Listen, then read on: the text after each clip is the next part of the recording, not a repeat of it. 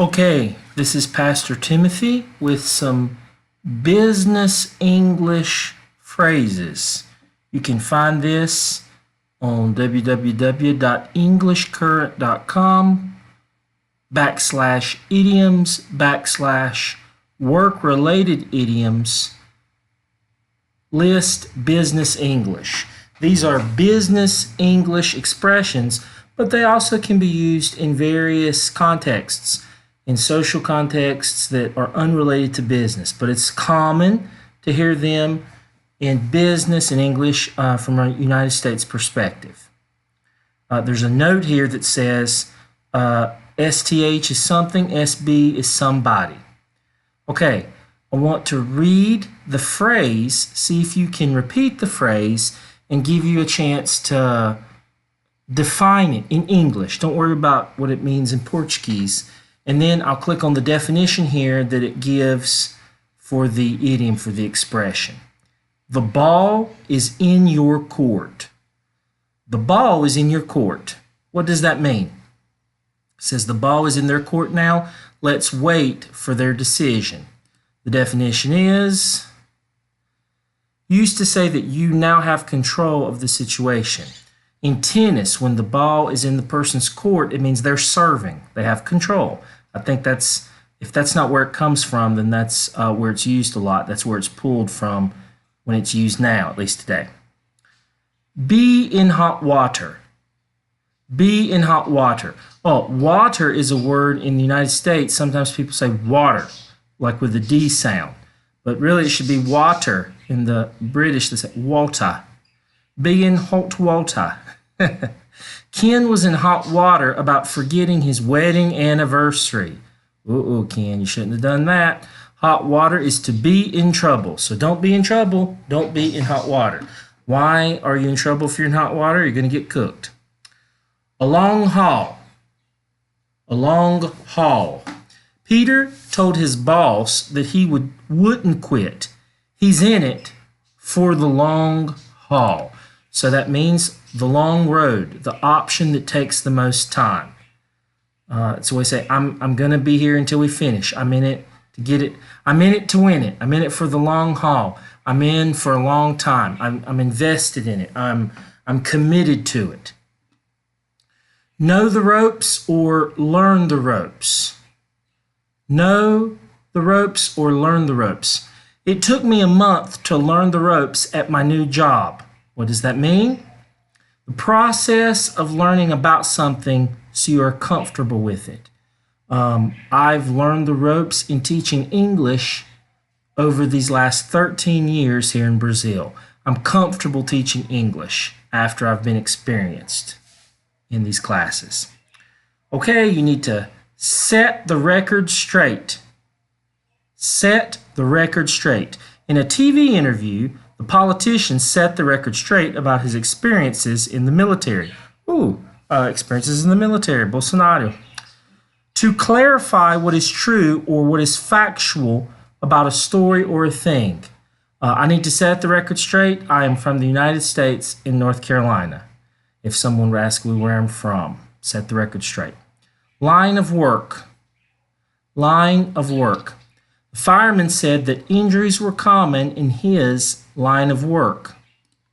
The definition: in his job, field, or in his type of work, in his area.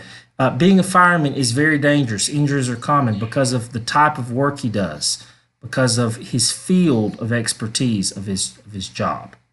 Right after fireman, burn your bridges. Burn your bridges. Jack tried to be kind to his boss when he quit in job because he didn't want to burn his bridges. That means to ruin a relationship resulting in you being able to return somewhere, like dropping the nuclear option. It's not a literal nuclear bomb, but it's after you do something so serious, when you go back, everything's devastated. You've burned everything. You've destroyed everything. And if you burn your bridge, well, you can't go back because the bridge is gone. You'll fall in the engulfment. Be given the sack or get sacked. Be given the sack or get sacked. Alan got the sack for repeatedly coming into work late. What does that mean? To be fired. In football, many years ago in American football, sack was when the quarterback was put on the ground by a defensive player before he threw the ball or before he handed off the ball. In business, if you say, "Oh, I got sacked today," then you got fired. You did not quit. It's when you get fired, and that's used common. On the back burner. On the back burner. The project was put on the back burner while the company focused on a more immediate problem. Set at a lower priority. Back burner here is like the stove. So the front burners would be the priority. The back burners would be less of a priority, a lower priority. If someone is talking shop, what are they doing? Talk shop. Everyone agreed not to talk shop at the staff party. Talk shop means to talk about work-related things. If I was talking to you and I said I'm not going to talk shop, it would mean that I would not talk about ministry things, or I would not talk about maybe the English classes that I teach. I would talk about something else, because the shop is where you work. It's not the shop, the store. It's the shop, the place where you the machine shop, the place where you get your work done, and it's physical, it's labor intensive, so you don't talk about those things. Start the ball rolling or get the ball rolling. Start the ball rolling or get the ball rolling. What does that mean? It's time we start the ball rolling on the new project. Here the definition says to take the first step to begin a process. Process of rolling the ball. Maybe if you think about bowling, you're going to start the ball rolling because as it rolls, it gets closer and closer to the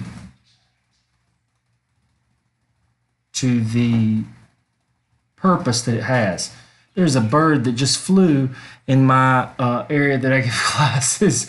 The door is open, so it should be able to fly out. Okay. Get your foot in the door. Get your foot in the door. Janice took a position as an administrative assistant to get her foot in the door at the famous fashion company. What does that mean? To complete the first step towards achieving an opportunity. You start the first part of the process to meet your goal. Her goal was to be involved in the famous fashion company, so she took a position as an administrative assistant. That was not her end goal. That was just a way for her to have exposure, to have access to the fashion company so she could get eventually where she wanted to be. Small talk. Small talk. After some small talk, the interview began. Small talk is a discussion about light topics such as weather.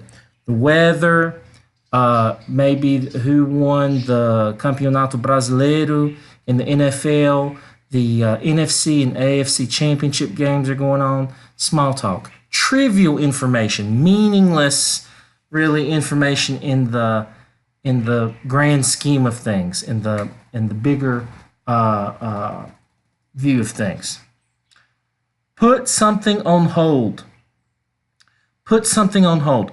Greg had to put his weekend plans on hold and go into the office on Saturday for a few hours.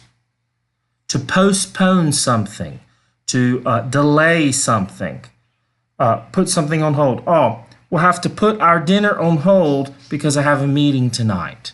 We'll have to put the trip to Tokyo on hold as we have an acquisition from Switzerland coming in. Something like that.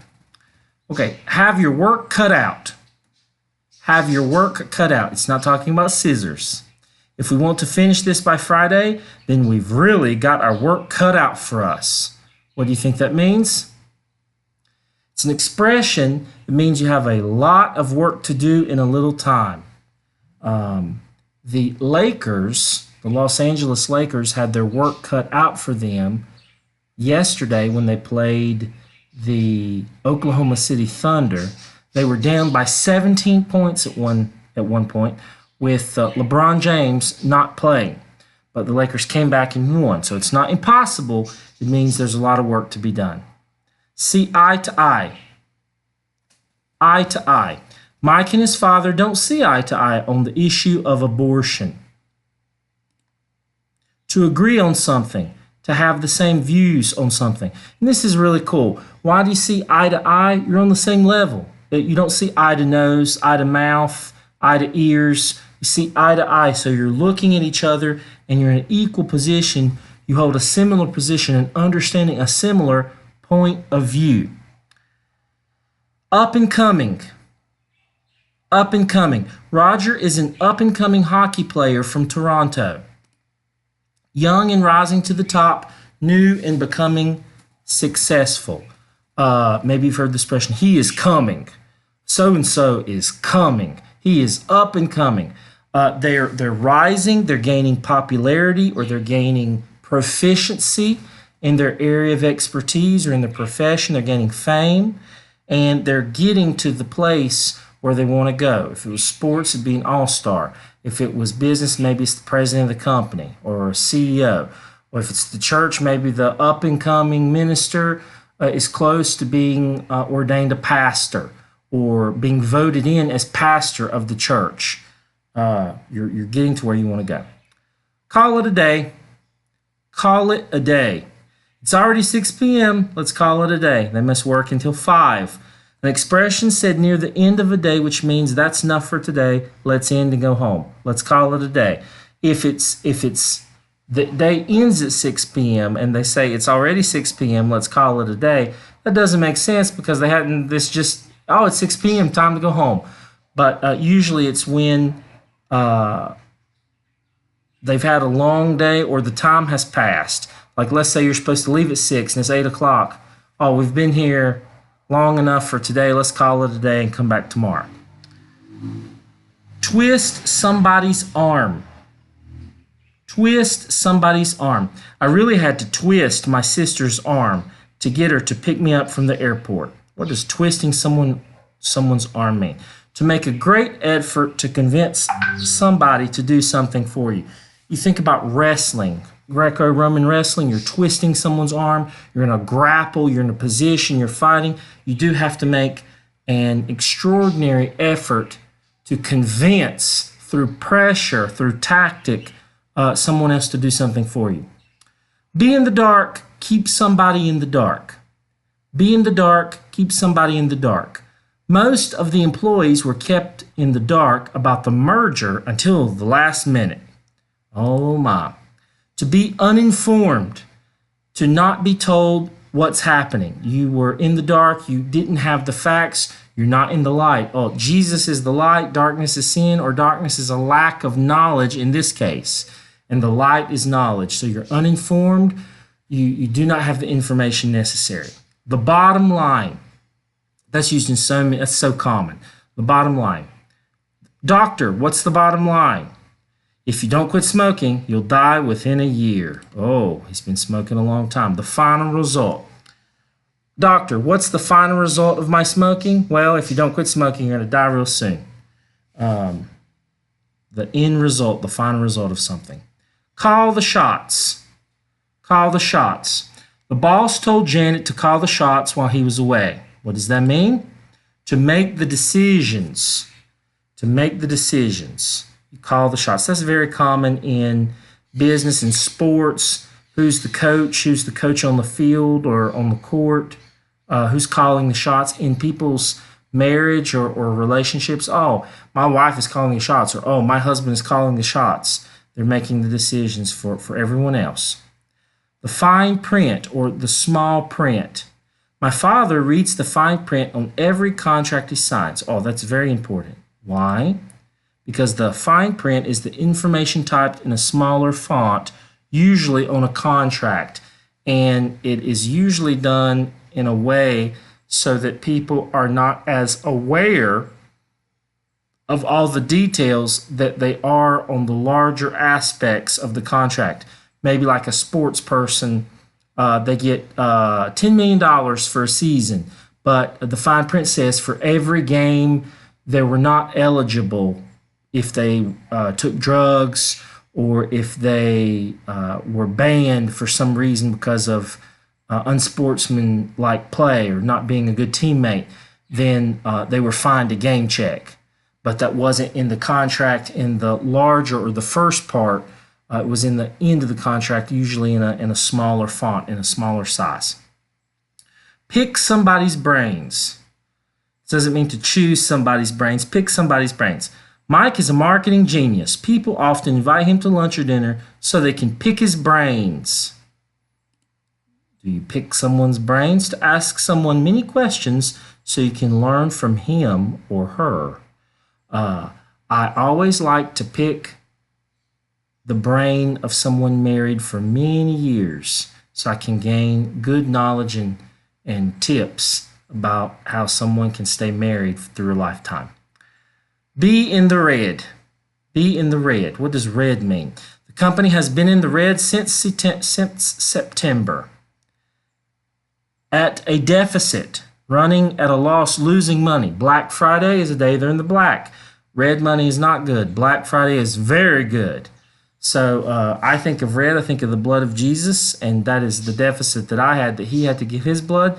But if you said, oh, the company's been in the red, or this business is just going in the red, they're losing money, they're not making a profit. A rule of thumb. As a rule of thumb, I don't eat food that smells bad. That's good. Why? A personal principle. It's not a rule or an order. It's more of a principle that you choose to guide your decisions. Be on the same wavelength. Be on the same wavelength. The group members were all on the same wavelength, so they were able to finish the project quickly. What do you think that means? To think in a similar way to others. Wavelength, I think about when I hear wavelength, I think about like radio stations. And if my dial, I don't really use the radio anymore, but when I did, if my dial or if my scanner was on the same wavelength as the channel that I needed to listen to. But if I say, hey, we're not on the same wavelength about that, we're not in agreement about that, we don't understand, or we don't think, we don't have the same perspective about a given thing. Up to speed. Up to speed. After her holiday, it took Kate a few hours to get back up to speed on the recent developments in her company. To be updated, to not be behind, to have all the current information. It's important to be up to speed on the government's tax policy before you file your taxes. To be swamped. To be swamped. Here in Campo Grande, we have the Pantanal. It's kind of like a swamp, but it's not the same thing. Wendy was swamped. She had so many papers on her desk, she didn't know where to begin. To have too much work to do. I'm swamped. Or too many activities to do. Too many commitments. Too much work to do. It can be that. Activities, commitments, work, responsibilities. Swamped. Headhunt. Headhunt. Todd was headhunted by his company's main competitor. To recruited for a position and to be stolen from your firm or your employer by another employer, by another person. Breathe down somebody's neck. Breathe down somebody's neck. Jim found it hard to focus on his work with his boss breathing down his neck.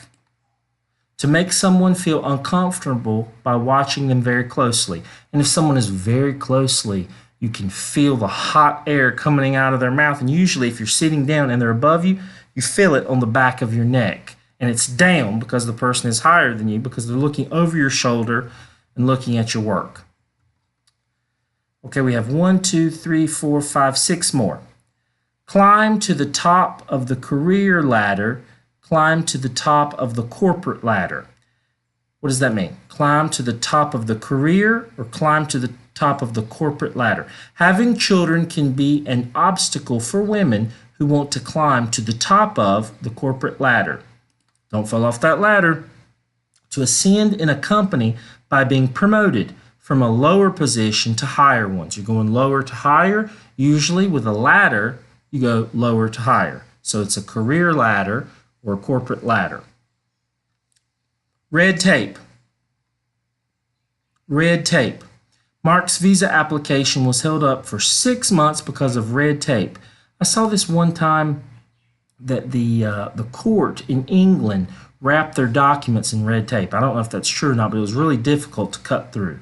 Bureaucracy. Formal rules that usually make something hard to do. Sometimes for people here in Brazil, getting a visa for the United States requires a lot of cutting through red tape.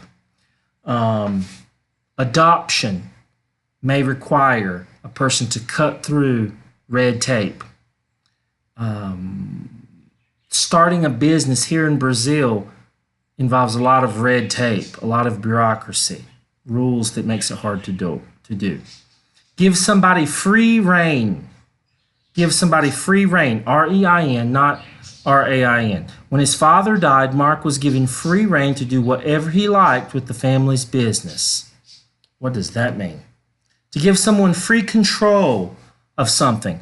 Rein, I think this is the same word like when you have a horse or a cart and an animal's pulling it, maybe an ox. I don't think camels pull carts, a donkey, but usually horses.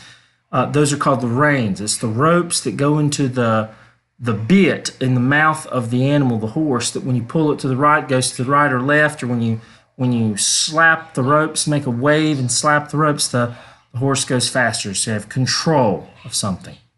Slack off or be a slacker. Slack off or be a slacker. When the boss was on holiday, everyone at the office slacked off. When the cat is away, the mice will play. When the boss was on holiday, everyone, the mice, will play. At the office slacked off. Means to work unproductively and lazily. You do not try to get the job done when you're a slacker. Glass ceiling. Glass ceiling. The company has a glass ceiling that prevents women from being promoted to higher positions. That's usually associated with women. A metaphor for a barrier that prevents people, typically women or minorities, and God bless the minorities that are women, from ascending to high positions. And they can see the position, they just can't break through it because the ceiling's glass. Okay, Hillary Clinton, which I would not vote for, talked about a woman needed to break through the glass ceiling and become president. And I do think there are several women in the United States that could make excellent presidents. But Hillary Clinton, in my judgment, would not be a good one. To burn the midnight oil. To burn the midnight oil. Tomorrow, we need to submit our annual budget, so we will be burning the midnight oil tonight. Oh, don't start a fire with that midnight oil. To work or study late into the night. I don't know if this has something to do when people had oil lamps and they would turn those on at night, and if they would turn it on, they would be going into midnight, and so they would maybe need to get more oil or a bigger oil. It was more expensive, but that expression has been around for a long time in my understanding. And if you go to sleep and your sleep is based on the light that the day provides, then the midnight oil means that you're up really late. But midnight's not that late really today. So I hope these expressions have been interesting for you. Let me know how many you knew and how many you didn't know if this video helped. Thank you. Lord bless you.